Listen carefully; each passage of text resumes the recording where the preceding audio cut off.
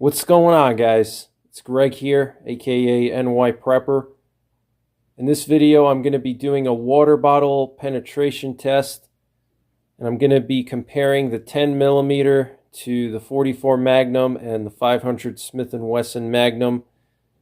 And I'm going to be using some jacketed hollow points, and the purpose of the test is to see how many water bottles these cartridges can penetrate through, and also what kind of energy dump we get. So the water bottles I'm going to be using for this test are just some basic 1-gallon water bottles. These are square 1-gallon bottles. I'm going to fill them with water, and I'm going to line them up and shoot them with some jacketed hollow points. So the firearms I'm going to be using in this test, here we have a Glock 20 Gen 4 with a 5.2 inch KKM barrel. Here we have a Smith & Wesson Model 629 Performance Center with a 2 5/8 inch barrel. This is the 44 Magnum.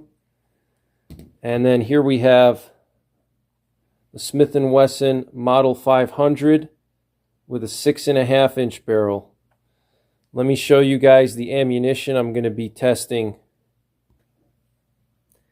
So for the 500 Smith & Wesson Magnum, I'm going to be using some Hornady 300 grain flex tips, and out of the 6.5 inch barrel, I've chronographed these and I get around 1800 feet per second. So this is a hollow point bullet, and it has that polymer tip to increase the ballistics coefficient and also aid in expansion. For the 44 Magnum, I'm going to be using the Underwood Ammo 240 grain XTP, and I've chronographed this one out of my Smith & Wesson Model 629 Performance Center with the 2 5/8 inch barrel. I get around 1,275 feet per second, and that's this one right here. And for the 10mm, I'm going to be also using Underwood Ammo. I'm going to be using their 200 grain jacketed hollow point, and this one gets around 1,250 feet per second out of that 5.2 inch barrel from KKM. So there's that jacketed hollow point for the 10mm. Let me show you guys the size comparison up close. Look at the difference in size. Check this out. So on the right, we have the 10mm. In the middle, we have the 44 Magnum. And on the left, we have the 500 Smith & Wesson Magnum. So let's see what happens here. How many water bottles do you think these will penetrate through? Do you think there's going to be a huge difference between them? Do you think the 500 Smith & Wesson Magnum is going to penetrate through twice as many water bottles as the 44 Magnum and 10mm? Do you think there's going to be a big difference between the 10mm and the 44 Magnum? And let's get started shooting. All right, guys. 10mm Underwood Ammo 200 grain jacketed hollow point Glock 20 with the 5-inch KKM barrel. Let's see how many bottles of water it'll penetrate through.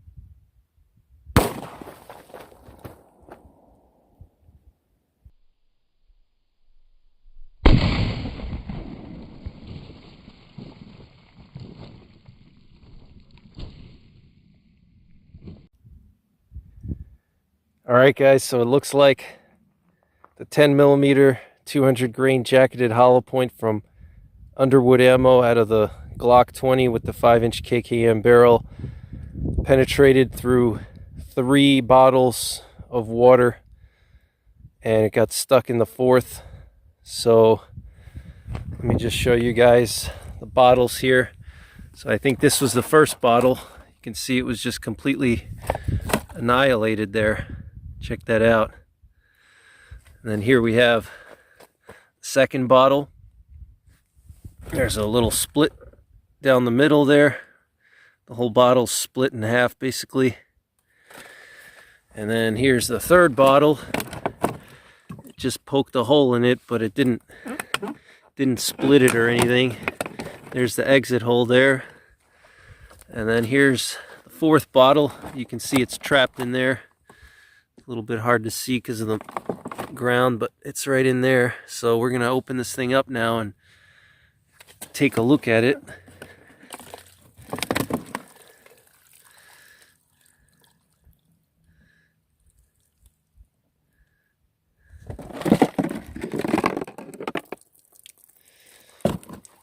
So there it is, guys.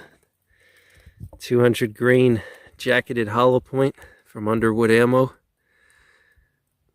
Muzzle velocity around 1200 feet per second. Check that out. It's intact, everything looks good. Jacket peeled back nicely. Excellent expansion. Looks like it retained a lot of its weight. So pretty interesting. Let's hit it with the 44 Magnum snub nose now. See how that does. But excellent expansion here. Look at this big slug. 200 grain slug. That's a man stopper. That's also a beast stopper too. Check that out. Seems like all the petals are still on the bullet. Maybe one petal broke off, but that's okay. So we're gonna weigh all these bullets anyway back at the house and see what kind of weight retention we get for all of them. But let's hit it with the 44 Magnum snub nose now. But 3 jugs of water with the 10 millimeter 200 grain jacketed hollow point. All right, guys. Underwood Ammo 240 grain XTP Smith & Wesson model 629 Performance Center 44 Magnum 2 5/8 inch barrel. Let's see how many bottles of water it'll penetrate through.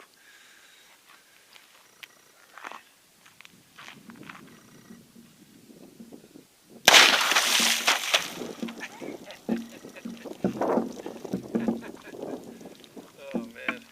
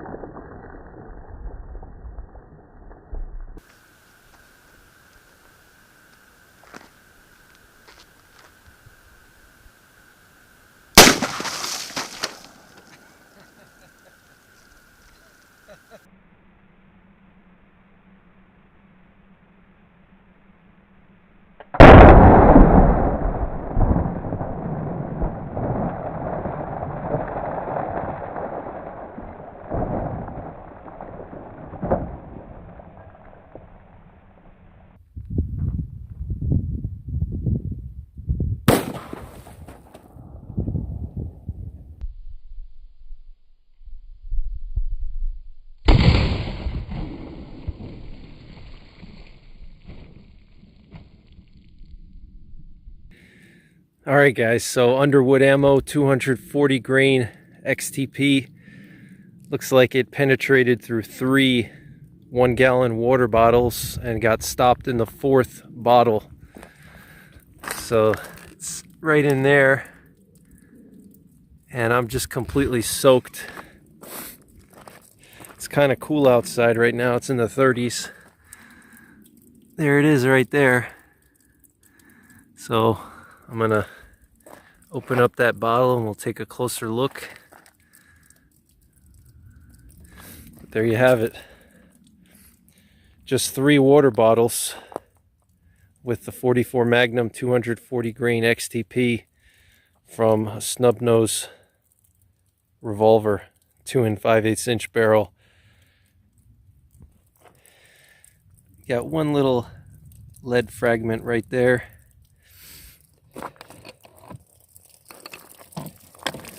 Just let it drain out naturally.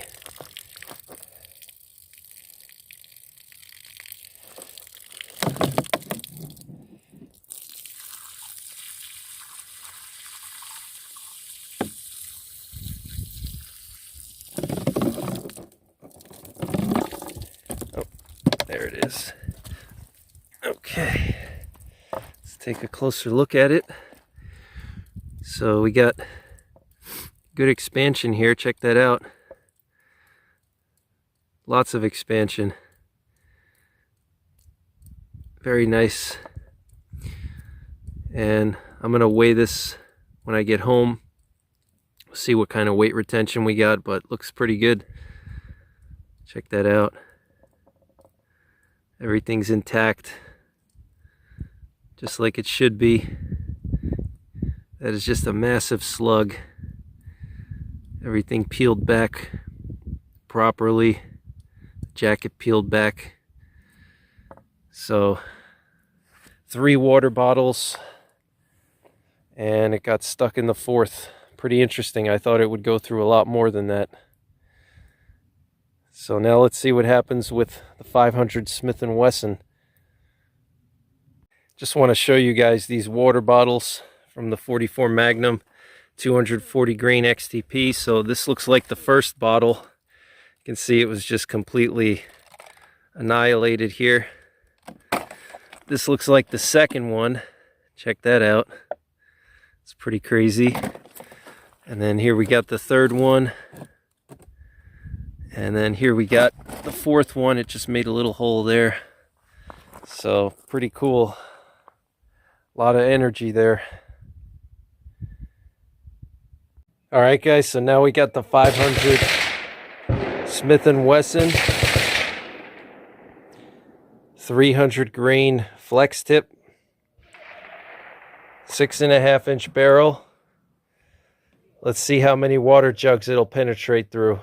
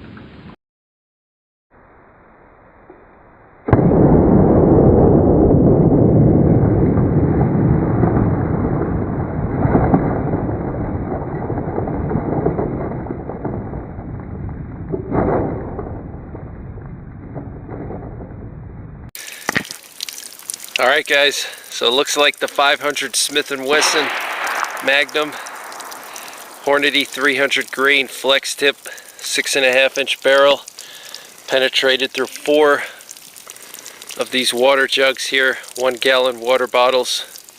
You can actually see the bullet right in there.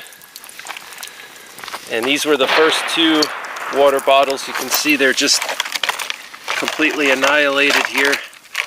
Look at that. Just totally annihilated, nothing left. Wow. This bottle is just completely annihilated. Look at that. Wow. And then here's bottle 3, bottle 4, and then here's bottle 5. Let's take a look at our bullet here.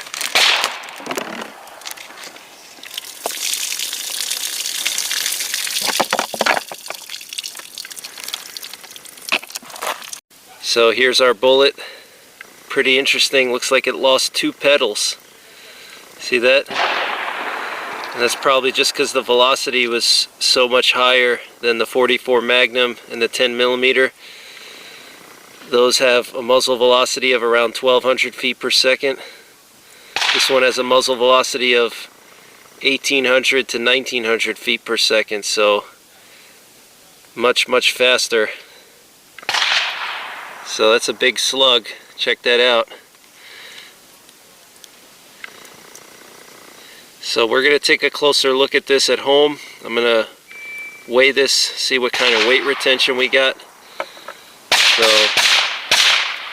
pretty interesting results though. So the 10mm Glock 20 with the 5-inch KKM barrel and the 44 Magnum snub nose 2.5-inch barrel penetrated through 3 of these water bottles, and the 500 Smith & Wesson penetrated through 4.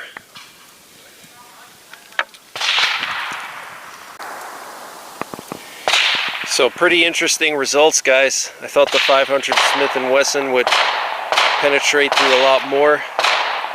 Only penetrated through 1 more water bottle with the jacketed hollow points. But I'm going to repeat this test with hard casts, and I think the hard casts will penetrate through a lot more than the jacketed hollow points will. And I think the 500 Smith & Wesson will have a much bigger advantage with the hard casts. So stay tuned to my channel for that test. Just want to show you guys how powerful this 500 Smith & Wesson is. We got a piece of water bottle all the way over there. Check that out. It's like 15 feet away. Just completely annihilated that first water bottle. It's just insane.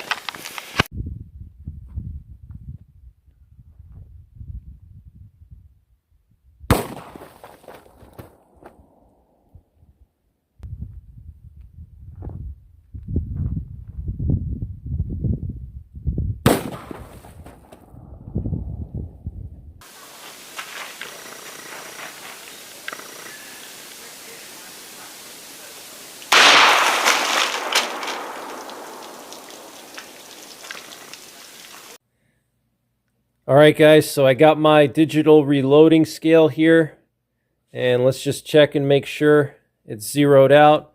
We got a 100-gram weight there, and we got 100.01 grams.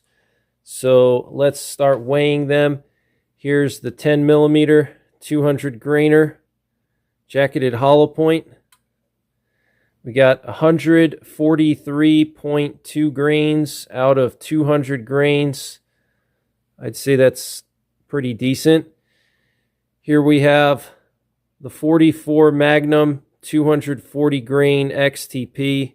Check that out. Look at those petals, how they peeled back. We got 222.5 grains. That's really impressive. Only lost about 18 grains or so. Really impressive. And then finally, here's our 500 Smith & Wesson Magnum. You can see that it lost 2 petals, and there's 3 remaining. Let's see what happens here. 218.5 grains, so it lost quite a bit of its weight. And let me just show you guys up close what these bullets look like if we compare them side by side.